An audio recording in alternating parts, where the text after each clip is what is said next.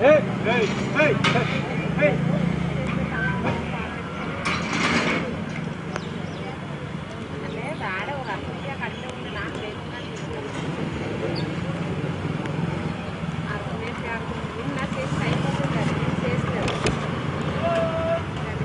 Sir sir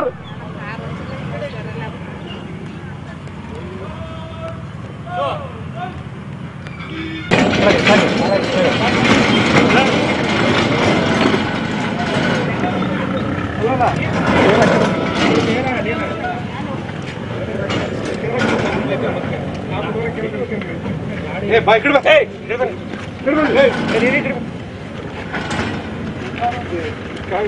sir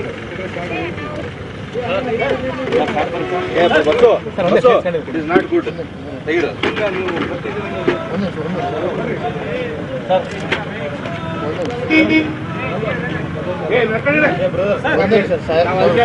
ನೋಡೋಣ ಅಂತ ಹೇಳಿ ಬಂದಿದ್ದೆ. ಸ್ವಲ್ಪ ಮುಂದೆ ಬನ್ನಿ ಸರ್. ಇವತ್ತು ನಿಮ್ಮ ಜೈಲಿಗೆ ಭೇಟಿ ಕಾರಣ ಇದೆ? ಭದ್ರತೆ ಹೇಗಿದೆ ಅಂತ ನೋಡೋಣ ಅಂತ ಹೇಳಿ ಬಂದಿದ್ದೆ. ನಾನೇನು ಆದೇಶ ಮಾಡಿದ್ದೆ, ಆದೇಶ ಎಲ್ಲ ಇಂಪ್ಲಿಮೆಂಟ್ ಆಗಿದೆ ಅಂತ ಹೇಳಿ ನೋಡೋಣ ಅಂತ ಹೇಳಿ ಬಂದಿದ್ದೆ. ಭದ್ರತೆ ನಾನು ಅನ್ಕೊಂಡ ಮಟ್ಟದಲ್ಲಿ ಅವರು ಮಾಡಿದ್ದಾರೆ.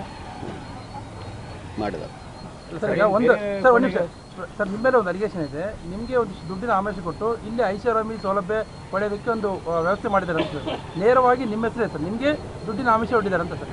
ಅದೆಲ್ಲವೂ ಸುಳ್ಳು.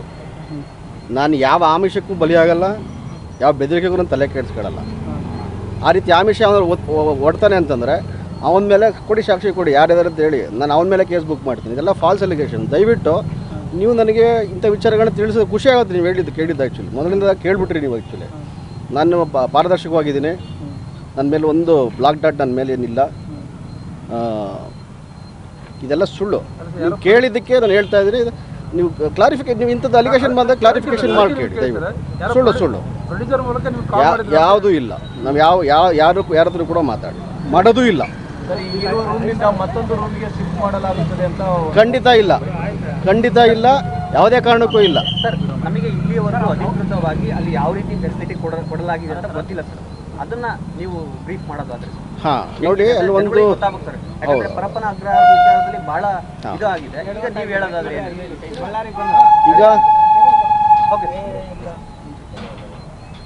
ಈಗ ಅದು ಸಪರೇಟ್ ಆಗಿರುವಂಥ ಸೆಲ್ಗಳಿದ್ದಾವೆ. ಆ್ಯಕ್ಚುಲಿ ನೀವು ಮೊದಲನೇ ನಿಮ್ಮ ಇನ್ನೊಂದು ವಿಚಾರ ಹೇಳ್ಬಿಡ್ತೀನಿ ನಿಮಗೆ. ನಿನ್ನೆ ಯಾವುದೋ ಒಂದು ಚಾನಲಲ್ಲಿ ತೋರಿಸ್ತಾ ಇದ್ರಿ ಕಾರಾಗೃಹದನ್ನು ಏನು ಗೂಗಲ್ ಮ್ಯಾಪಿಂದ ಮೇಲ್ಗಡೆ ಝೂಮ್ ಮಾಡಿ ಅದೆಲ್ಲ ಅದೆಲ್ಲ ತಪ್ಪು. ಆ್ಯಕ್ಚುಲಿ ಅದು ಸೆಕ್ಯೂರಿಟಿಗೆ ತೊಂದರೆ ಆಗುತ್ತೆ. ಆ ರೀತಿ ಎಲ್ಲ ಮಾಡ್ಲಿಕ್ಕೆ ಹೋಗ್ಬೇಡಿ, ದಯವಿಟ್ಟು ಮಾಡ್ಲಿಕ್ಕೆ ಹೋಗಬೇಡಿ.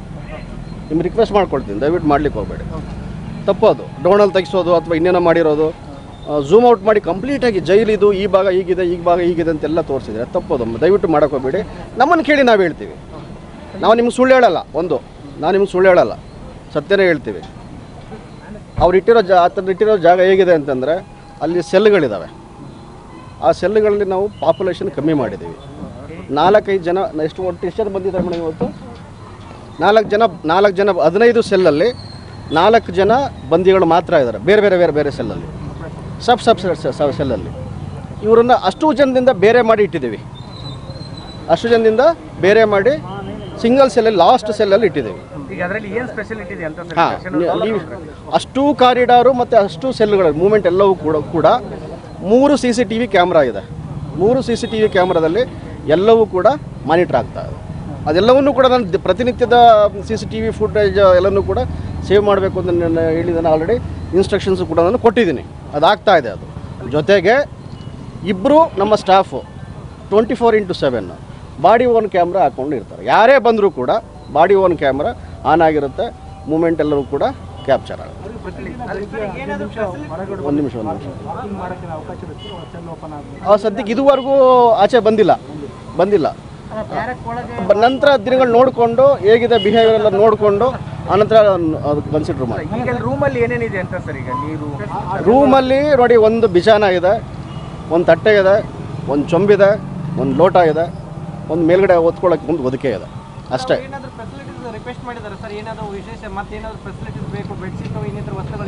ಇಲ್ಲ, ಅದೊಂದು ನಿಮ್ಗೆ ಕ್ಲಾರಿಫೈ ಮಾಡಿದ್ವಿ. ಜಸ್ಟ್ ನನಗೆ ಕೇಳಿದಾಗ ಅವ್ರಿಗೇನೋ ಒಂದು ಬ್ಯಾಕ್ ಪೇನ್ ಏನೋ ಇದೆಯಂತೆ. ನಮ್ಮದು ಅಲ್ಲಿರೋದು Indian toilet. Actually Indian toilet ಇದೆ. ಕುಂದ್ಕೊಳ್ಳಿಕ್ಕಾಗಲ್ಲ ನನಗೆ. ಮೋಷನ್ ಮಾಡಲಿಕ್ಕಾಗಲ್ಲ, ಹೆಲ್ತ್ ಇಶ್ಯೂ ಇದೆ, ನನಗೆ ಅಟ್ಲೀಸ್ಟ್ ನನಗೆ ಸರ್ಜಿಕಲ್ ಚೇರ್ ಕೊಡಿಸಿ ನನಗೆ ಅಂತ ರಿಕ್ವೆಸ್ಟ್ ಮಾಡಿದ್ದಾರೆ. ನೋಡೋಣ, ಕನ್ಸಿಡರ್ ಮಾಡ್ತೀವಿ. ಫಸ್ಟ್ ಮೆಡಿಕಲ್ ರೆಕಾರ್ಡ್ ನಾನು ವೆರಿಫೈ ಮಾಡಬೇಕಾಗುತ್ತೆ. ಮೆಡಿಕಲ್ ರೆಕಾರ್ಡ್ ವೆರಿಫೈ ಮಾಡಿ ಅಗತ್ಯತೆ ಇತ್ತು ಅಂತಂದರೆ ಕೊಡ್ತೀನಿ. ಏನೋ L3 L4 ಅಲ್ಲ ಏನೋ ಹೇಳಿದ್ರಲ್ಲ, ಆ್ಯಕ್ಚುಲಿ L5 ಸ್ಪೈನಲ್ ಕಾರ್ಡ್ ಏನೋ ಪ್ರಾಬ್ಲಮ್ ಇದೆಯಂತೆ. ಅದಿತ್ತು ಅಂತಂದರೆ ಆ್ಯಸ್ ಪರ್ ರೂಲ್ಸ್ ಅಷ್ಟೇ, ಆ್ಯಸ್ ಪರ್ ರೂಲ್ಸ್ ಏನಿದೆ ಕೊಡ್ತೀವಿ. ಅದು ಒಂದು ನಿಮಿಷ ಏನು ಕಂಟಿನ್ಯೂ ಮಾಡಿ. ಬೇರೆ ಏನಿಲ್ಲ, ಅದು ಬಿಟ್ಟರೆ ಬೇರೆ ಏನಿಲ್ಲ. ನನ್ನ ಕೇಳಿದೆ ನಾನೀಗ, ಅದು ಬಿಟ್ಟರೆ ಬೇರೆ ಏನಿಲ್ಲ.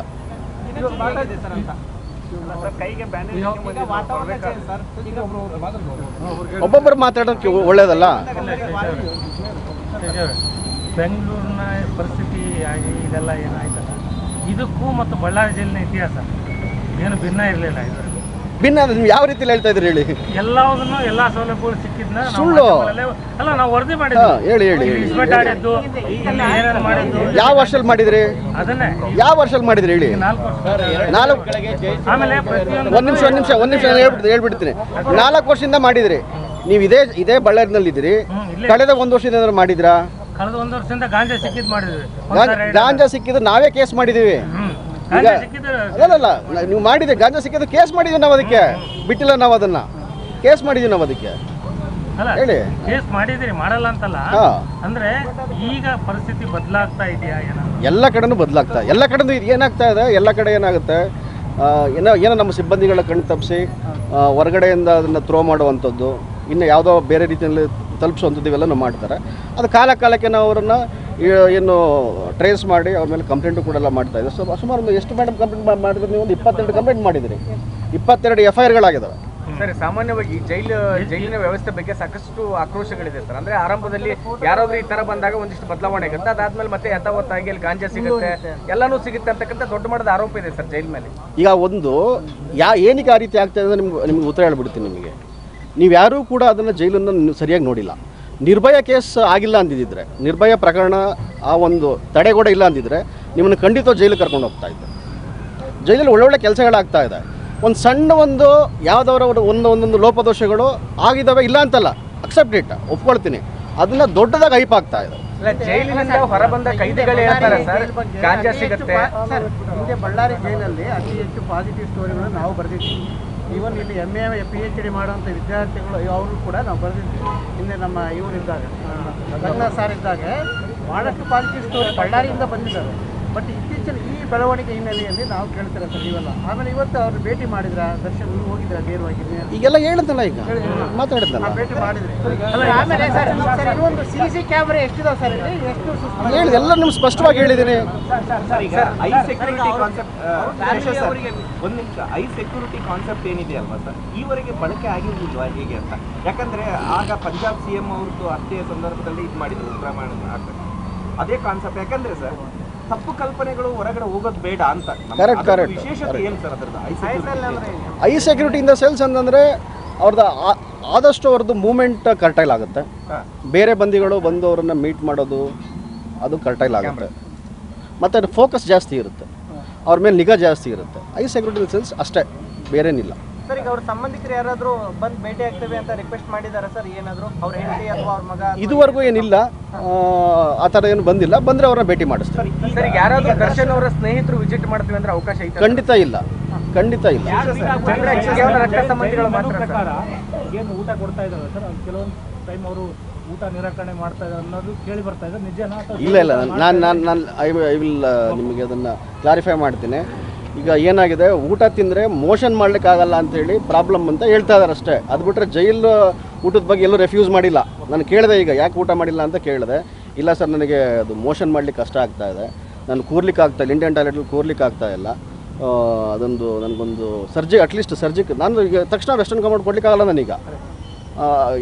ಅದು ಸರ್ಜಿಕಲ್ ಒಂದು ಚೇರ್ ಒಂದು ಕೊಡಿಸ್ಕೊಡಿ ನನಗೆ ಅಂತ ರಿಕ್ವೆಸ್ಟ್ ಮಾಡ್ಕೊಂಡು, ಅದಕ್ಕೋಸ್ಕರ ನಾನು ಮೆಡಿಕಲ್ ಡಾಕ್ಯುಮೆಂಟ್ ಕೊಟ್ಟರೆ ನಾನು ನೋಡ್ತೀನಿ ಅಂತ ಹೇಳಿದ್ದೀನಿ. ಕೂಲಿಂಗ್ ಗ್ಲಾಸ್ ಏನೋ ಟಿಂಟೆಡ್ ಅಂತ ಹೇಳಿದಾರೆ. ಇಲ್ಲ, ಅದು ಟಿಂಟೆಡ್ ಅಂತೇನೋ, ಅದು ಟಿಂಟೆಡ್ ಅಂತಿಲ್ಲ, ಟೆಸ್ಟೆಡ್ ಗ್ಲಾಸ್ ಅಂತ ಹೇಳಿ ಆಲ್ರೆಡಿ ಹೇಳಿದ್ದಾರೆ, ಕ್ಲಾರಿಫೈ ಆಗಿದೆ. ಅದು ಆಗಿದ್ರೆ ಏನು ತೊಂದರೆ ಇಲ್ಲ. ಕೈಯಲ್ಲಿ ಒಂದು ಕಡಗ ಧರಿಸ್ಕೊಂಡು ಬಂದಿದ್ರು, ಆಮೇಲೆ ದಾರ ಕಟ್ಕೊಂಡು ಬಂದಿದ್ರು, ಪರಪ್ಪನ ಗೊತ್ತಾಗಲ್ಲ. ಇಲ್ಲ ಅಲ್ಲಿ ಏನಾಗಿದೆ ಅಲ್ಲ, ಇಲ್ಲಿ ಆ ಕಡ್ಗನ ಸಾಬೂನ ಚೆಲ್ಲ ತೆಗ್ಸಿದಾರೆ ಸರ್ ಇಲ್ಲಿ ಬಂದ್ಮೇಲೆ. ಬಟ್ ಅದೆಲ್ಲ ಹೆಂಗ್ ಬಂತು ಅಂತ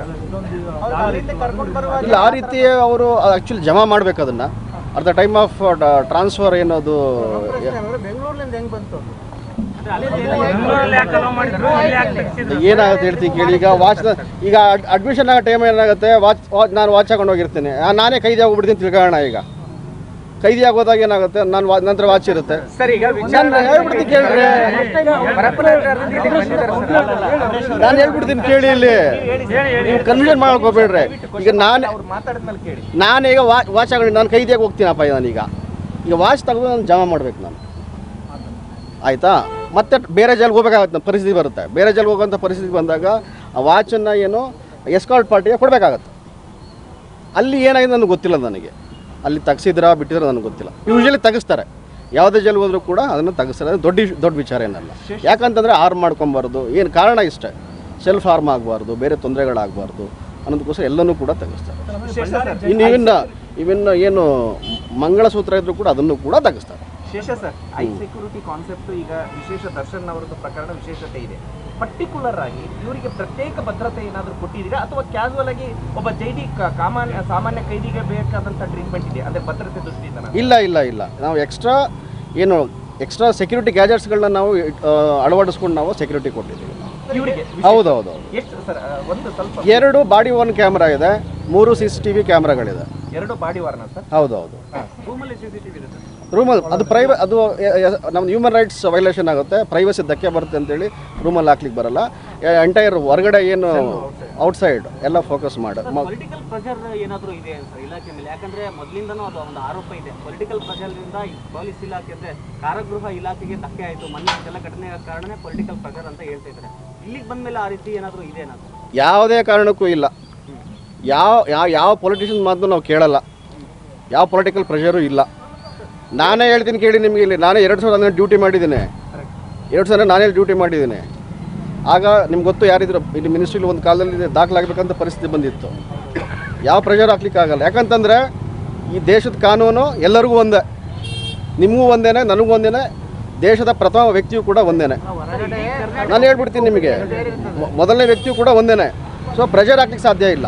ಪ್ರೆಷರ್ ಹಾಕಿದ್ರೆ ನಾವು ಅದಕ್ಕೆ ಬಗ್ಗೋದು ಇಲ್ಲ. ನಾವು ಅದಕ್ಕೆ ಸರ್ ಇಡೀ ಕರ್ನಾಟಕದ ಜನಕ್ಕೆ ಒಂದೇ ಒಂದು ನಿಮ್ಮ ಮ್ಯಾನ್ಯುವಲ್ ನಿಯಮ ಏನಿರುತ್ತಲ್ವಾ ಸರ್? ಈಗ ಅವರು ಒಂದು ಸೌಲಭ್ಯ ಕೇಳ್ತಾರೆ, ಯಾಕಂದ್ರೆ VIP ಸೆಲ್ಗಳಿಗೆ ಸಹಜವಾಗಿ no VIP cell, no VIP cell, ಕೆಲವೊಂದು ಸೌಲಭ್ಯ ಟಿವಿಗಳು ಭದ್ರತಾ ಸೆಲ್ ಅಂತ ಹೇಳಿ ಒಪ್ಕೊಳ್ತೀನಿ. ನೀವು VIP ಸೆಲ್ ಅಂತ ದಯವಿಟ್ಟು ಹೇಳಕ್ ಹೋಗ್ಬಿಡಿ, ಅದು ರಾಂಗ್ ಮೆಸೇಜ್ ಹೋಗುತ್ತೆ. ಅದು ಭದ್ರತಾ ಸೆಲ್ ಸರ್. ಒಂದು ವಿಚಾರ ಹೇಳ್ತೀನಿ, ಕೆಲವೊಂದು ಕಡೆ ಟಿವಿ ವ್ಯವಸ್ಥೆ ಇದೆ, ಸಹಜವಾಗಿ ನಿಮ್ಮ ಒಂದು ಇದ್ರ ನಿಯಮದಲ್ಲೇ ಇದೆ. ಈಗ ಅವರು ಟಿವಿ ಕೇಳಿದ್ರೆ ನೀವು ನೇರವಾಗಿ ನಿಮ್ಮ ಪರಮಾಧಿಕಾರದಲ್ಲಿ ಬರುತ್ತಾ ಹೆಂಗೆ ಅಂತ? ಕೊಡ್ಬೋದಾ? ತಪ್ಪೇನಿಲ್ಲ. ಅದು ನ್ಯಾಯಾಲಯದ ಅನುಮತಿಯನ್ನು ಬೇಕಾಗಿಲ್ಲ. ಓಕೆ. ನಾವು ಬೇರೆ ಕೈದಿಗಳು ಕೊಡ್ತಾ ಇದೀವಲ್ಲ, ಬೇರೆ ಕೈದಿಗಳಿಗೆ ಕೊಡ್ತಾ ಇದೀವಿ, ಕೊಡ್ಬೋದು, ತಪ್ಪೇನಿಲ್ಲ. ಸದ್ಯಕ್ಕೇನು ಕೇಳಿಲ್ಲ. ಸರ್ ಕ್ಯಾಂಟೀನಲ್ಲಿ ಏನೇನು ಫೆಸಿಲಿಟೀಸ್ ಸಿಗುತ್ತೆ ಸರ್ ಅದೊಂದು ಕ್ಲಿಯರ್, ಯಾಕಂದ್ರೆ ಬಹಳ ಒಂದ್ ಕಡೆ ವೈರಲ್ ಆಗ್ತಾ ಇದಾವೆ ಫೋಟೋಗಳು. ಕ್ಯಾಂಟೀನಲ್ಲಿ ಏನ್ ಸರ್ವಿಸ್ ಇದೆ ಸರ್ ಮುಖ್ಯವಾಗಿ ಕೈದಿಗಳಿಗೆ? ಅದು ನಿಮಗೆ ಅದನ್ನ ನಾನು ನೋಡ್ಕೊಂಡು ಹೇಳ್ಬೇಕಾಗತ್ತೆ. ಈಗ ಒಂದು 20-25 ಆರ್ಟಿಕಲ್ಸ್ ಇದೆ, ಬಿಸ್ಕೆಟ್ ಇದೆ, ಟೂತ್ ಪೇಸ್ಟ್ ಇದೆ. ಅವ್ರು ಡೈಲಿ ರುಟೀನ್ ಏನು ನೀಡ್ಸ್ಗೆ ಏನು ಬೇಕಲ್ಲ ಅದು ಕ್ಯಾಂಟೀನಲ್ಲಿ ಪರ್ಚೇಸ್ ಮಾಡಿ. ದರ್ಶನ್ ಅವ್ರನ್ನ ಭೇಟಿಗೆ ಕೆಲವೊಂದಿಷ್ಟು ರಿಸ್ಟ್ರಿಕ್ಷನ್ ಇದೆ, ಅಂದ್ರೆ ಸೆಲೆಬ್ರಿಟಿಗಳಿಗೆ, ಅನಾವಶ್ಯ ವ್ಯಕ್ತಿಗಳಿಗೆ ಭೇಟಿಗೆ ಸದ್ಯಕ್ಕೆ ಕೊಡ್ತಾ ಇಲ್ಲ ಅನ್ನೋದಿದೆ. ನಾನೇ ಮಾಡಿದ್ದೀನಿ. ಬೇಕಾಗಿಲ್ಲ. ಯಾಕೆ ಬೇಕೀಗ? ಆಯಿತು, ನೀವೇ ಬಂದು ಕೈದಿಯಾಗಿರ್ತೀರಿ. ನೀವು ಯಾರೋ ಊರು ಜನ ಬರ್ತಾರೆ, ಬಂದು ಭೇಟಿ ಮಾಡ್ತಾನೆ ಬಿಡಲ್ಲ ನಾನು? ಈ ಜೈಲು ನಂದ ಅಥವಾ ಯಾರು ನಿಮ್ದ ಹೇಳಿ? ಈ ಜೈಲನ್ನು ನಾನು ನೋಡ್ಕೊಬೇಕಾ, ನೀವು ನೋಡ್ಕೊಬೇಕಾ? ಅವರ ಮೊದಲ ರಕ್ತ ಸಂಬಂಧಿಗಳು, ಅವರ ವಕೀಲರು ಅಷ್ಟೇ. ಸೆಲೆಬ್ರಿಟಿಗಳೆಲ್ಲ ಬರ್ಬೋದು. ಅಲ್ಲ, ಈಗ ಅವರ ಆತ್ಮೀಯರು ಸೆಲೆಬ್ರಿಟಿಗಳು ಇರ್ತಾರಲ್ಲ ಸರ್, ಅವ್ರು ಯಾರು ಬರ್ಲಿಕ್ಕೆ ಇಲ್ಲ, ಅವಕಾಶ ಇಲ್ಲ. ಸರ್ ಕೊನೆಯದು ಇಡೀ ಕರ್ನಾಟಕ ಜನತೆದು ಒಂದೇ ಒಂದು ಪ್ರಶ್ನೆ ಏನಂದ್ರೆ, ಎಲ್ಲಾ ಜೈಲುಗಳು, ಪರಪ್ಪನಗ್ರಹಾರ ಜೈಲಿತ್ತು, ಮೈಸೂರು ಜೈಲಿತ್ತು, ಕಲಬುರಗಿ ಜೈಲಿತ್ತು, ಎಲ್ಲ ಬಿಟ್ಟು ದರ್ಶನ್ ಅವ್ರನ್ನ ಬಳ್ಳಾರಿ ಸೆಂಟ್ರಲ್ ಜೈಲ್ಗೆ ಯಾಕೆ ಪೊಲೀಸ್ ಇಲಾಖೆ ಶಿಫಾರಸು ಮಾಡಿದ್ರು? ನನಗೆ ಗೊತ್ತಿಲ್ಲ.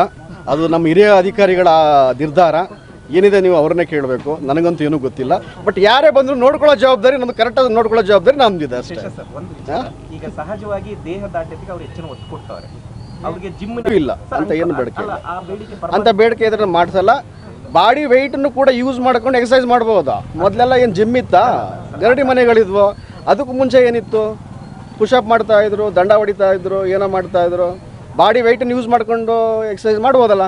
ಈಗ ಸದ್ಯ ಇದನ್ನು ಮಾಡಿದ್ರೆ ಮೊಬೈಲ್ ಜಾಮರ್ ಇಲ್ಲ, ಹೌದು ಅದು ಮೊದಲಿಂದ ಕೂಡ ಸಮಸ್ಯೆ ಇದೆ. ಹೌದು. ಹಾಗಾಗಿ ಇಲ್ಲಿ ಕೆಲವು ಮೊಬೈಲ್ ಬಳಕೆ ಆಗ್ತಾ ಇದೆ ಅನ್ನೋ ಆರೋಪಗಳು ಕೂಡ ಕೇಳಿ ಬರ್ತಾ ಇತ್ತು.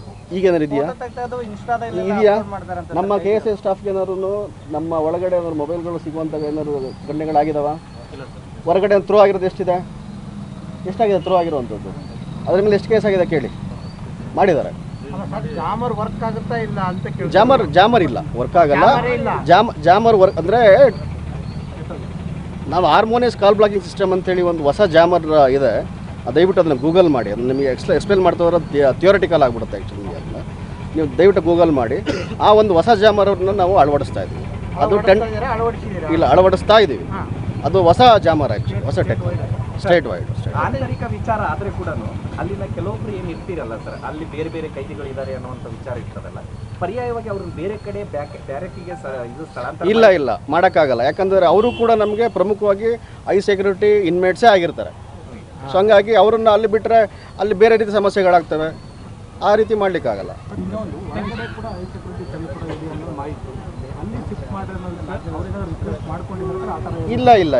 ಇಲ್ಲ ಮಾಡ್ಕೊಂಡಿಲ್ಲ. ಅವ್ರು ಕೇಳಿದ್ರು ಕೂಡ ಮಾಡಲ್ಲ. ಅದು ನಮ್ಮ ಅಧಿಕಾರ ವ್ಯಾಪ್ತಿನಲ್ಲಿದೆ, ಕೇಳಿದ್ರು ಕೂಡ ಮಾಡಲ್ಲ. Thank you. ಮತ್ತೇನಾರು ಇದೆಯಾ? ಮತ್ತೆ ಮತ್ತೆ ವಿಸಿಟ್ ಮಾಡ್ತೀರಾ ಅಥವಾ ಹೆಂಗೆ ಸರ್? ನಮ್ಮ ಹೈಯರ್ ಅಥಾರಿಟಿ ವಿಸಿಟ್ ಮಾಡಿ ಅಂದ ತಕ್ಷಣ ಎಲ್ಲ ಮಾಡ್ತೀನಿ. ಇವಾಗ ನೀವು ಇಲ್ಲೇ ಕೆಲಸ ಮಾಡಿದ್ರಿ, ಈಗ ಇವತ್ತು ಬಂದಿರಲ್ಲ ಸರ್, ಏನನ್ನ ಬದಲಾವಣೆ ಆಗಿದೆಯಾ ಜೈಲು? ಖಂಡಿತ ಬದಲಾವಣೆ ಆಗಿದೆ. ಏನೇನಾಗಿದೆ? ಏನೇನು ಬದಲಾವಣೆ ಆಗಿದೆ ಅಂತೇಳಿ ಭದ್ರತೆ ಸಮಸ್ಯೆಗಳು ಜಾಸ್ತಿ ಆಗ್ತವೆ ಅಂತೇಳಿ ಅಲ್ಲಿ ನಿಮ್ಗೆ ಈಗ ಜೈಲು ಕೈದಿಗಳು ಆಗಿ ಹೊರ ಬಂದವರೇ ಮೊನ್ನೆ ಯಾವಾಗ ಹೇಳಿದ್ರು? ಅವ್ರು ಯಾವಾಗಿದ್ರು ಹೇಳಿ? ಯಾವ ಕಾಲದಲ್ಲಿದ್ರು ಅವರು? ಯಾವ ಕಾಲದಲ್ಲಿದ್ರು ಹೇಳಿ? 2016 to 21 ವರೆಗೆ ಅಂತ ಅವರು ಹೇಳಿದ್ರು. ಹಾಂ, ಸಿಂಹ ಅನ್ನೋ ಒಬ್ಬ ಪ್ರೆಜರು 2016ರಿಂದ 2021ರವರೆಗೆ ಮರ್ಡರ್ ಕೇಸಲ್ಲಿ ಬಂದು ಇಲ್ಲೇ ಇರ್ತಾರೆ. 2016ರಿಂದ 21ರವರೆಗೆ. ಆ ಟೈಮ್ನಲ್ಲಿ ಕೆಲವೊಂದು ಆರೋಪಗಳು ಈ ಜೈಲಲ್ಲೂ ಸಹ ಈ ಒಂದು ಪರಪಟ ಅಗ್ರಹಾರಕ್ಕೆ ಬೇರೆ ಎಲ್ಲ ಸೌಲಭ್ಯಗಳು ಸಿಗ್ತವೆ ಅಂತ ಮುಕ್ತವಾಗಿ ಎಲ್ಲರಿಗೂ ಬೈಟ್ ಕೊಟ್ಟಿದ್ದಾರೆ. ನಾನು ಬೈಟ್ ನೋಡ್ಬೇಕು, ಏನೇನಿದೆ ಅಂತ ಬೈಟಲ್ಲಿ ನಾನು ನೋಡಬೇಕಾಗತ್ತೆ. ನೋಡಿಲ್ಲ ನಾನು. ಬಟ್ ಅದು ಏನಿದೆ, ನೀವು ಆ ವರ್ಷ ನೀವೇನು ಕೇಳ್ತೀರಲ್ಲ, ಒಂದಿನ ಅದು ಚರ್ಚೆ ಮಾಡೋಣ. ಬೇಕಾದರೆ ಖಂಡಿತವಾಗ್ಲೂ ಚರ್ಚೆ ಮಾಡೋಣ. ಏನು ಸಿಗುತ್ತೆ, ಏನು ಸಿಗಲ್ಲ, ನಮ್ಮ ಕ್ಯಾಂಟೀನಲ್ಲಿ ಏನು ಫೆಸಿಲಿಟಿ ಇದೆ. ಈಗ ಕ್ಯಾಂಟೀನ್ ಫೆಸಿಲಿಟಿ ಇದೆ ಅಂತಂತ ನಿಮಗೆ ಗೊತ್ತಿಲ್ಲ, ಆ ಕೈದಿಗೆ ಮಾತ್ರ ಗೊತ್ತು. ಅದು ನಿಮ್ಮ ಹತ್ರ ತಂದು ಹೇಳಿದಾಗ ಏನಾಗುತ್ತೆ, ಅದು ನೆಗೆಟಿವ್ ಮೆಸೇಜ್ ಹೋಗ್ಬಿಡುತ್ತೆ. ಹೌದು ಕ್ಯಾಂಟೀನ್ ಎಲ್ಲ ಸಿಕ್ಬಿಡುತ್ತೆ, ಏನು ಸಿಗುತ್ತೆ ಹಾಗಾದರೆ? ಏನು ಸಿಗುತ್ತೆ? ಸರಿ ಆಯಿತು, ಎಷ್ಟು ನಿಮಗೆ ಹೊರಗಡೆ ಥ್ರೆಟ್ ಕಾಲ್ ಆಗ್ತಾ ಇದೆ? ಎಷ್ಟು ಜನ ಹಾಗಾದ್ರೆ ಇರೋರೆಲ್ಲರೂ ಕೂಡ ಹಾಗಾದರೆ ಗಾಂಜಾ ಅಡಿಕ್ಟೆಡ್ ಆಗಿದ್ರೆ ಇರೋರೆಲ್ಲರೂ ಕೂಡ ಮೊಬೈಲ್ ಫೋನ್ ಬಳಸ್ತಾ ಇದ್ದಾರಾ? ಹೇಳಿ, ನೀವೇ ಹೇಳಿ. ಇನ್ನೊಂದು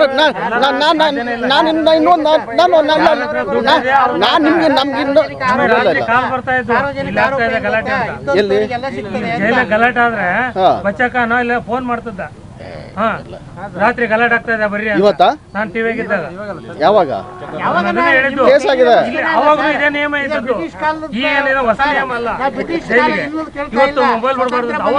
ಹಂಗಲ್ಲ, ನೀವು ಆ ರೀತಿ ನೀವು ಇವ್ರೇನ ರಾಜು ಅವರು ಅವಾಗನೇ ಅಲ್ಲಿಂದ ಮೊಬೈಲ್ ಕಾಲದ ಪರಿಸ್ಥಿತಿ ಕೇಳ್ತಾ ಇಲ್ಲ. ಸ್ವತಂತ್ರ ನಂತರದ ಜೈಲುಗಳೇನಾದ್ವಲ್ಲ, ಆ ನಂತರದ ಸ್ಥಿತಿಗತಿಗಳು ಕೇಳ್ತಾ ಇದ್ವಿ. ಯಾವಾಗ ಅಂತಂದ್ರೆ 3-4 ವರ್ಷ ಕೆಳಗಡೆ ಆಗ್ಯಾವೆ. ಬಿಡಲ್ಲ, ನಾವು ಒಳಗಡೆ ಬಂದಿಲ್ಲ. ನಾವು ಇಡೀ ಆಗಿದೆ, ಇಲ್ಲ ಅಂತಲ್ಲ, ಆಗಿದೆ, ಸುಧಾರಣೆನೂ ಆಗ್ತಾ ಇದೆ. ನೀವು ಒಪ್ಕೊಳ್ಳಲ್ಲ ಬೇಡಿ, ಸುಧಾರಣೆ ಆಗ್ತಾ ಇಲ್ವಾ? ಹಾಗಾದ್ರೆ ಆಗ್ತಾ ಇದೆ, ಸುಧಾರಣೆ ಆಗ್ತಾ ಇದೆ. ಇನ್ನೊಂದು ವಿಚಾರ, ಬಳ್ಳಾರಿಯ ಯಾಕಂದ್ರೆ ನೋಡಿ, ಈಗೇನು ಈಗಿನ ಕಾಲದ ಈಗೇನು ಇವತ್ತು ಕಟ್ಟಿರೋ ಜೈಲಲ್ಲ ಇದು. ಈಗ ನಾವು ವಿಜಯಪುರ ಕನ್ಸ್ಟ್ರಕ್ಷನ್ ಆಗ್ತಾ ಇದೆ ಜೈಲು, ಬೀದರ್ ಕನ್ಸ್ಟ್ರಕ್ಷನ್ ಆಗ್ತಾ ಇದೆ, ಮಂಗಳೂರು ಕನ್ಸ್ಟ್ರಕ್ಷನ್ ಆಗ್ತಾ ಇದೆ. ಈ ಜೈಲಿಗೆ ಇದಕ್ಕಿಂತ 100 ಪಟ್ಟು ಅದು ಸೆಕ್ಯೂರಿಟಿನಲ್ಲಿ ಕನ್ಸ್ಟ್ರಕ್ಷನ್ ಆಗ್ತಾ ಇದೆ. 100 ಕೋಟಿ, ಒಂದೊಂದು ಜೈಲಿಗೆ 100 ಕೋಟಿ ಸರ್ಕಾರ ಖರ್ಚು ಮಾಡ್ತಾ ಇದೆ.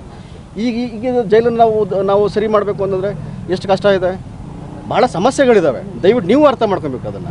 ಮ್ಯಾನ್ ಪವರ್ ಹಂಗೆ ಬಿದ್ದಿದೆ, ಇಲ್ಲ ರಿಪೇರಿ ಮಾಡ್ಲಿಕ್ಕೆ ಆಗಲ್ಲ. ಅಲ್ಲಿ ಇಮ್ರಾನ್ ಬಿಲಾಲ್ ಇಟ್ಟಿದೆ, ನಮ್ಮನ್ನೆಲ್ಲ ಹೋಗಿದ್ದೀವಿ, ಅಲ್ಲೆಲ್ಲ ಏನಾಗುತ್ತೆ? ಇಲ್ಲ ನೋಡಿಲ್ಲ ಅಂತ ಅಲ್ಲಿ ಇಡ್ಲಿಕ್ಕೆ ಆಗಲ್ಲ ಜನನ ಅಲ್ಲಿ. ಸಾಮಾನ್ಯವಾಗಿ ಎಲ್ಲರಿಗೂ ಇರುವಂತ ಆರೋಪ ಮತ್ತು ಏನಂದ್ರೆ, ಆರೋಪ ಅಂದ್ರೆ ಅದು ಅವರು ಕಂಡಂಥದ್ದು. ಇದ್ದಂಥವನಿಗೆ ಮಾತ್ರ ಎಲ್ಲ ಸಿಗ್ತದೆ, ಬಡವರಿಗೆ ಏನು ಸಿಗಲ್ಲ ಅಂತ ಒಂದು ಆರೋಪ ಇದೆ. ಅದು ನೀವು ಅದ್ರ ಒಪ್ತಿರೋ ಇಲ್ಲೋ, ಯಾಕಂದ್ರೆ ನಿಮ್ಮ ಆಪ್ಷನ್, ನಿಮ್ಮ ಇದನ್ನ ನೀವು ಹೇಳಬೇಕು. ಖಂಡಿತವಾಗ್ಲೂ ಇಲ್ಲ. ಅವ್ರು ಯಾವ ದ್ವೇಷ ಇಟ್ಕೊಂಡು ಹೇಳಿದಾರೋ ಗೊತ್ತಿಲ್ಲ, ಯಾವ್ದಾದ್ರು ಕೆಲವೊಂದು ಟೈಮಲ್ಲಿ ಏನೋ ಒಂದು ಅವರ ಹಿನ್ನೆಲೆ ನನಗೆ ಗೊತ್ತಿರಲ್ಲ ನನಗೆ. ಅವ್ರ ಆರೋಪಗಳಿಗೆ ಸಾಕ್ಷಿ ಅಂದ್ರೆ ಎಷ್ಟು ಸರ್ ರೈಡ್ ಆದ ಸಿಕ್ಕಿದೆ ಇನ್ನೊಬ್ರು ಪ್ರಸ್ತುತ ಮಾಡಿದ್ರು ಅದು ಓಪನ್ ಸೀಕ್ರೆಟ್ ಅನ್ನಂಗೆ ಇದೆ. ಈಗ ನಾವು ಅದು ನೀವು ಅನ್ನಕ್ಕೂ ಬರಲ್ಲ, ನಾವು ನಮ್ಮ ಪ್ರಶ್ನೆ ನಾವು ಕೇಳಲೇಬೇಕು. ಜನ ಅಲ್ಲ ಸಾಮಾನ್ಯ ಕೇಳಿ ನೀವು, ಅದಲ್ಲೇನಿಲ್ಲ ಅಂದ್ರೆ ಗೋಡೆಗೆ ಅಂಟಿಕೊಂಡು ಕಾಯಿ ಪಲ್ಯ ಮಾರೋದು, ಪಾನಿಪುರಿ ಮಾರೋದು, ಇದೆಲ್ಲ ಇಲ್ಲ ಒಂದು ಕಡೆ ಅನಾನುಕೂಲದ ವಾತಾವರಣ ಸೃಷ್ಟಿ ಮಾಡಲ್ವಾ? ಅದು ಸ್ವಲ್ಪ ಎನ್ಕರೇಜ್ ಆಗಿದೆ. ನಮ್ಮ ಅಧಿಕಾರಿಗಳಿಗೆ ಹೇಳಿದ್ದೀವಿ, ಅದನ್ನ ಎನ್ಕರೇಜಲ್ಲಿ ತರಿಸ್ಬೇಕು ಅಂತೇಳಿ ಆಗ್ತಾ ಇದೆ ಕಾರ್ಯ. ಅದು ಸರ್ ಜೈಲಿಗೆ ಸಂಬಂಧಪಟ್ಟ ಸರ್ಕಾರ ಯಾವ್ದು ಸ್ಪಂದಿಸಲ್ಲ ಸರ್, ದುಡ್ಡು ಗಿಡ್ಡು ಅನುದಾನ ಕೊಡಲ್ಲ ಸಾಮಾನ್ಯವಾಗಿ. ಇಲ್ಲ ನೋಡಿ, ಈಗ ಯಾಕೆಂದ್ರೆ ಭಾರಿ ನಿರ್ಲಕ್ಷ್ಯ ಅಂತ ನಿರ್ಲಕ್ಷ್ಯ ಇಲಾಖೆ. ಹೌದು, ಸರ್ಕಾರ ಸ್ವಲ್ಪ ಅಂದರೆ ಬೇರೆ ಬೇರೆ ಇಲಾಖೆಗಳಿಗೆ ಹೆಚ್ಚಿನ ಹಣ ಸಂದಾಯ ಮಾಡುವಂಥ ಸಮಯದಲ್ಲಿ ಈ ಇಲಾಖೆ ಸ್ವಲ್ಪ ಕಡಿಮೆ ಹಣ ಸಂದಾಯ ಆಗುತ್ತೆ, ಇಲ್ಲ ಅಂತಲ್ಲ. ಬಟ್ ನೋಡಿ, ಈಗ ತಕ್ಷಣ ಈ ಇನ್ಸಿಡೆಂಟ್ ಆದಮೇಲೆ ಬೆಂಗಳೂರು ಜೈಲಿಗ ಏನು 3 ಭಾಗ ಆಗ್ತಾ ಇದೆ. ಹಿರಿಯ ಅಧಿಕಾರಿಗಳನ್ನ ಹುದ್ದೆನ ಸೃಷ್ಟಿ ಮಾಡಬೇಕು ಅಂತ ಆಗ್ತಾ ಇದೆ, ಸಿಬ್ಬಂದಿಗಳನ್ನ ಹೆಚ್ಚಿನ ಸಂಖ್ಯೆಯಲ್ಲಿ ನಿಯೋಜನೆ ಮಾಡ್ಕೊಬೇಕು, ರಿಕ್ರೂಟ್ಮೆಂಟ್ ಮಾಡಬೇಕು ಅಂತ ಆಗ್ತಾ ಇದೆ. ಇದೆಲ್ಲ ಒಳ್ಳೆ ಇನಿಷಿಯೇಟಿವ್. ಅದಕ್ಕೆ ನಿಮಗೂ ಕೂಡ ನಿಮ್ಮದು ಕಾಂಟ್ರಿಬ್ಯೂಷನ್ ಇದೆ. Thank you. ಅದು ಆ ವಿಚಾರದಲ್ಲಿ. ಈಗ ರಾಜ್ಯಾದ್ಯಂತ ಪ್ರಕರಣಕ್ಕೆ ಸಂಬಂಧಪಟ್ಟಂತೆ ಈಗಾಗಲೇ ಬೆಂಗಳೂರಲ್ಲಿ FIR ದಾಖಲಾಗಿದೆ ಸರ್. ಅವರು ವಿಚಾರಣೆಗೆ ಅಂದ್ರೆ ವಿಲ್ಸನ್ ಗಾರ್ಡನ್ ಅವ್ರನ್ನ ವಿಚಾರಣೆ ಮಾಡಬೇಕಾದ್ರೆ ಫಸ್ಟ್ ದರ್ಶನ್ ಅವ್ರು ವಿಚಾರಣೆ ಮಾಡಬೇಕು. ಹಾಗಾಗಿ ಅಲ್ಲಿ ಅಧಿಕಾರಿಗಳು ಇಲ್ಲಿ ಬಂದು ಅವ್ರನ್ನ ವಿಚಾರಣೆ ಮಾಡ್ಬೇಕಂತ ಈಗ ಮಾಹಿತಿ ಇರೋ ಸರ್. ಯಾವಾಗ ಬರ್ತಾ ಇದ್ದಾರೆ ಸರ್? ಏನಾದ್ರು ಗೊತ್ತಿಲ್ಲ ನಮ್ಗೆ, ಇದುವರೆಗೆ ಮಾಹಿತಿ ಬಂದಿಲ್ಲ. ಇಲ್ಲ ಮಾಹಿತಿ ಬಂದಿಲ್ಲ. ನಮ್ಮ ಅಥಾರಿಟೀಸ್ಗೆ ಯಾವುದು ಮಾಹಿತಿ ಬಂದಿಲ್ಲ. ಬಳ್ಳಾರಿಯ ನಿರಂತರ ಸುದ್ದಿಗಾಗಿ ಬಳ್ಳಾರಿ ಬೆಳಗಾಯಿತು ಚಾನೆಲ್ನ ಸಬ್ಸ್ಕ್ರೈಬ್ ಮಾಡಿ ಹಾಗೂ ಬೆಲ್ ಐಕಾನ್ ಒತ್ತಿ.